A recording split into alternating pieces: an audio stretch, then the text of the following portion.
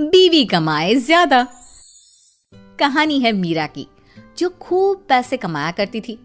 उसकी शादी राजू से होती है, जो कमाई में एवरेज था। शादी लव मैरिज थी। शादी के बाद मीरा अपने मायके जाती है, जहां उसकी सहेलियां और भाभी के साथ माँ सभी उसका इंतजार करते हैं। माँ माँ माँ, तुम लोग तो सोच भी नहीं सकते कि मैं कितनी लकी हूँ। अरे सास से लेकर देवर, ननद और ये सब मुझे सर आंखों पर बिठा कर रखते हैं। मैं तो रानी बनकर रहती हूँ, रानी। एक माँ के लिए इससे अच्छा क्या होगा कि उसकी बेटी ससुराल में खुश है। वैसे बेटा तुम बहुत खुश रहो, हमारी तो यही दुआ है। तभी भाभी कहती है, मैं आपके लिए चाय लाती हूँ मीरा। वैसे आप बहुत अच्छी लग रही हो शादी के बाद। हाँ, और ये देखिए, ये हार मैंने खरीदा है इस बार की सैलरी से। और आपको पता है, अगले महीने तो मैं कार खरीद रही हूँ। फिर तो मैं कार से ही आया जाया करूंगी। बहुत ही मेहनत से पढ़ाया लिखाया है तुझे। आज तेरे अंदर जो कॉन्फिडेंस है ना, वो देखकर बहुत अच्छा लगा बेटी। पर पैसे को ख्याल से खर्च किया करना। तेरी शुरू से आदत है खर्च ज्यादा करने की। हाँ तो ठीक है ना, वैसे भी सारी जिंदगी कौन मजे करता है। एक बार बच्चा हो जाए तो जिम्मेदारी तले दबी रहेगी हमारी बेटी। वो बात भी सही है भाई। ठीक है बेटा, पति के पैसे जमा कर और अपने उड़ा। मजे कर मेरी बच्ची, खुश रह। मीरा के लिए ससुराल तो सच्ची किसी गेंदा फूल की तरह ही था। हर कोई बड़े ही प्यार से रहता। मीरा मायके से ससुराल आ जाती है, जहां ननद कहती है, ना भाभी ना, आप क्यों रोटी बना रही हो? आप तो काम करिए अपने ऑफिस का। माँ बता रही थी कि बहुत काम होता है, मैं बनाती हूँ ना रोटी। हाय रे, जैसे फिल्मों में दिखाते थे, मेरी ननद तो बिल्कुल वैसी नहीं है। मैं तो धन्य हूँ, धन्य। हे माँ, न जाने कौन से मोती दान किए होंगे। ये सारे लोग कितने अच्छे हैं। मीरा ननद को रोटी बनाने दे देती है और खुद कमरे में बैठी होती है कि सास हाथ में दूध का ग्लास लेकर आ जाती है। बहू, ये दूध पी ले, थक जाती होगी ना काम कर करके, क्यों? बहू को लगता है साक्षात माँ दुर्गा हाथ में दूध का ग्लास लेकर आ गई है। तो सास को बहू धन की देवी लक्ष्मी से कम नहीं लगती। माँ जी, ये आप क्या कर रही हैं? क्यों मेरे सर पर पाप चढ़ा रही हैं? अरे मेरी जिम्मेदारी है ना कि मैं आपका ख्याल रखूं, तो आप मेरे लिए दूध ला रही है। ये ठीक नहीं लगता माँ जी।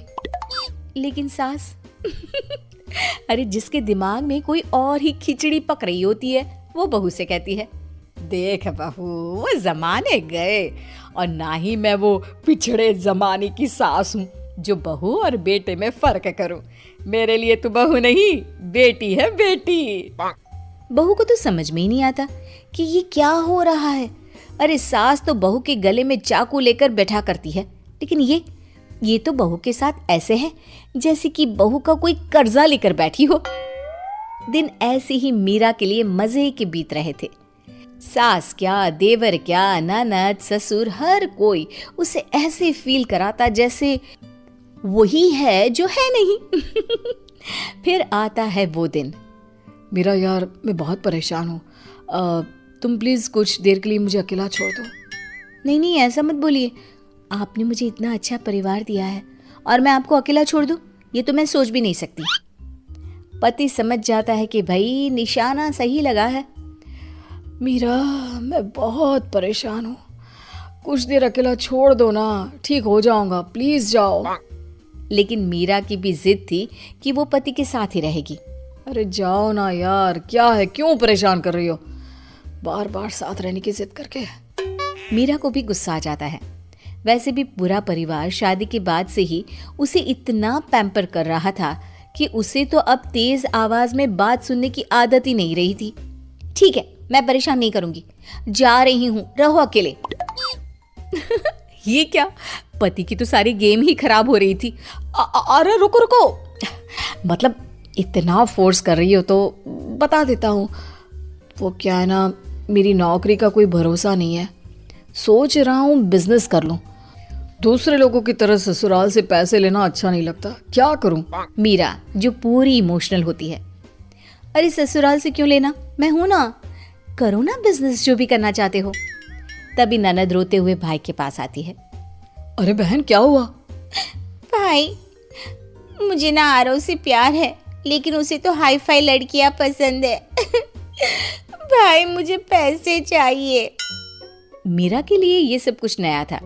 अरे जिस लड़की के पिता ने या माता ने उसे कभी ये नहीं जाहिर होने दिया कि पैसे की क्या कीमत होती है, उसे पैसे के लिए रोते लोगों को देखकर अजीब ही लगता है।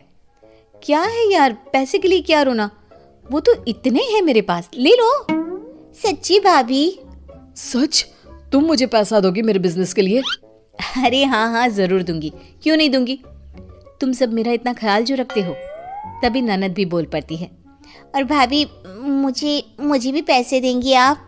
हाँ, तुम तो मेरे हाथ से बेलन छीन लेती थी रोटी बनाने के लिए, आज के ज़माने में कौन करता है, मैं ज़रूर दूंगी तुम्हें पैसे। तभी वहाँ सास आ जाती है।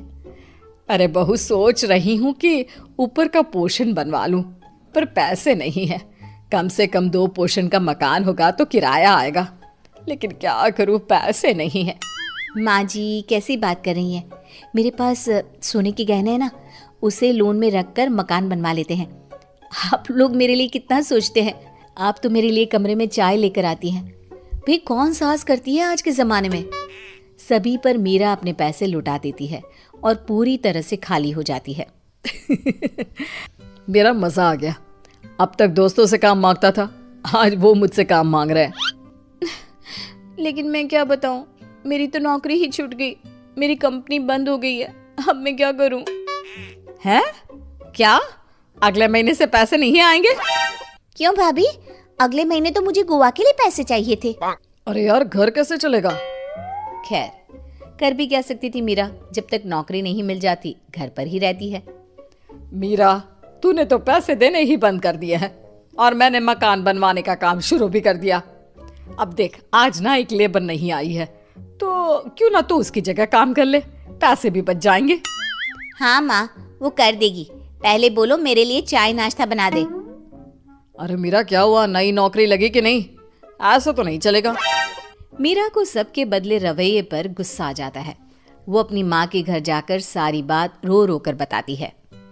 बेटा, वही तेरे पापा और मैंने भी कहा था, पैसों की कद्र करो, क्योंकि कल को कोई रिश्ता भले खोटा निकल जाए, लेकिन पैसा तो चलेगा ही चलेगा। तभी मीरा के फोन पर नई नौकरी की कॉल भी आ जाती है और उसे उससे भी ज्यादा पैसों की नौकरी मिल जाती है। लेकिन इस बार मीरा को नौकरी के साथ अकल भी मिल जाती है कि अपने पैसों का हिसाब रखना जरूर